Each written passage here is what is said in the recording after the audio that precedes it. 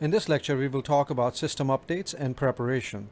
System updates for the most part go smoothly, but there are occasions when they don't. That's why you need to be prepared before you do a system update. When you update your whole system, there can be an occasion when you may come back and realize there's a vendor you're working with who does not need a particular software to be upgraded. And there are some occasions when you realize you don't need a certain version of the distro to be upgraded to a higher version. For those things, you need to be prepared. Considerations before you update your system. Choose how to update. There are two choices when you try to update your whole system. One is yum update and the second is yum upgrade. You should always choose yum update. That's the recommended method. The reason you want to do that is it preserves old packages. On the other hand, yum upgrade command does not preserve old packages. It deletes obsolete packages. So in the case if you ever need to roll back an update, there's a good chance that you may be able to get the rollback successful. Before you update, you can also look at certain software, certain packages that you don't want to upgrade. You can lock those.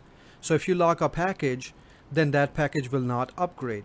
So let's look at this example. If you install yum plugin version lock and then add a software to the list, that package will not get upgraded. So let's look at that example through the terminal and I'll show how you can do that. So there's a package called yum plugin version lock. This will lock your version of a particular software, so that package will not get upgraded. Let's install it. So you will run yum install and the package is called yum-plugin-version lock.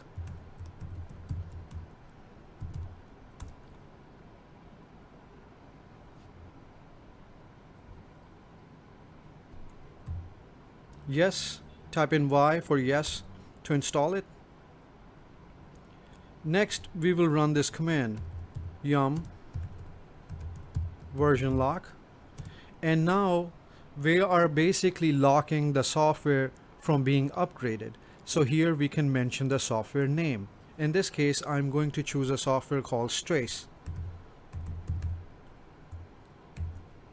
I don't know the full name, so I'll just add the asterisk at the end. Hit enter.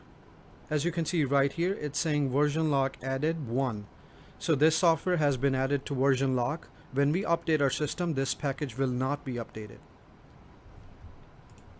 Since we have this plugin installed, there is also a configuration file which we can use to add multiple software that we don't need to be upgraded. So let's go look at that file.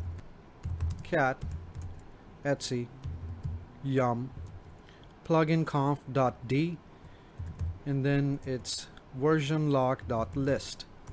So if I hit enter, as you can see right here, it says Strace and it mentions the software. If you wanted to add another one, you can add another line here, mention the full name of the package. But it may be easier to add it the way I did by running the yum version lock command and mentioning the software name. You can also check what version lock list is by running this command yum version lock and type in list. Once you type that in, it will tell you everything that's on your list. As you can see, Strace is the only one on the list. If we added another one, it would also show up here. Now there's also another command which can clear your list. So for example, if you realize now this software needs to be upgraded, then you can remove it from the list. So type in yum, same command, version lock, and then clear. Hit enter. As you can see, version lock cleared. Now let's run the command again to see if it shows up now. As you can see, version lock list done. Nothing is showing up in here, and that's how you can add something to the version lock list and remove it. This way you will not be worried about upgrading a package which you don't need to be upgraded. Next thing we will look at is protecting your repositories. It is not recommended. You want your repositories not to be protected, so when you run updates, your repositories will get fresh updates. Those are security updates, patches, and software updates. So when you have repositories protected, that means they will not be getting any new updates. But let's say in some rare case, your vendor that you're working with or software you have on your server that requires you to stay at a current level and your repositories to stay at a current level, then you can try to do it this way. It's not recommended. I would not advise you to do it on your lab, but this is how you can accomplish that. First thing you'll do is you will run yum install yum protect base. Then you will go into the configuration file. It's under etc yum pluginconf.d and protectbase.conf. And then here you will see a setting enable, and make sure it's is equal to 1. That means it's active. Then you would need to go to all your repos that are active and add either protect is equal to 1 or protect is equal to 0. If it says protect is equal to 1, they will be protected and they will not be upgraded. If it says protect is equal to 0, then they will be unprotected. This is a method that you will use in rare cases when you don't want your repositories to be upgraded and they will be protected. Don't use it unless it's really necessary. Another thing to remember is you should prepare and you should choose how to update. Just in case something goes wrong, make sure you have used yum update to update your system. Yum update preserves old packages, so if you ever have to roll back, then you can always try to roll back if you've used yum update. But if you updated your system by using upgrade command, that deletes obsolete packages. So don't use that if you have a choice. Now, updating a specific software, let's say you don't need to run the update on the whole system, you just want to upgrade a specific package. Then you can just run yum update and mention the software name that you want to upgrade. If the upgrade is available or update is available on that particular software, it will be updated. Otherwise, the system will tell you that it's already at the recent version. You can also choose to install only security updates. So if you run command yum update -- security, it will only look for security updates, nothing else.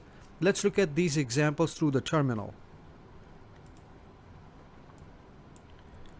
So if we wanted to update the whole system, we would run yum update. Hit enter.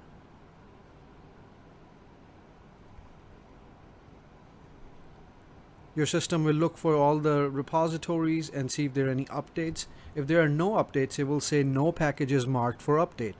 If when there are, it will tell you what packages are available, and it will ask you to type in Y, hit enter to update the system.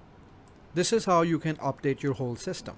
Now, if you wanted to update just a specific package, you can run the same command, but mention the software name. For example, glibc.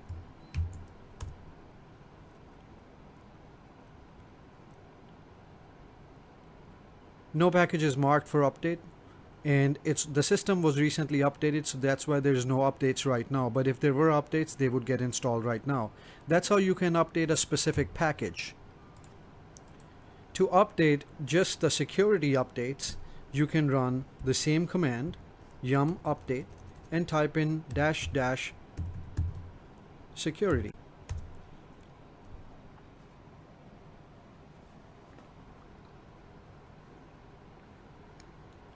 And now the system is looking under repositories for any security updates, no packages marked for update, and that's why we're getting this message. So that's how you can prepare your system before you run an update. You can lock certain packages, you can even lock the repositories.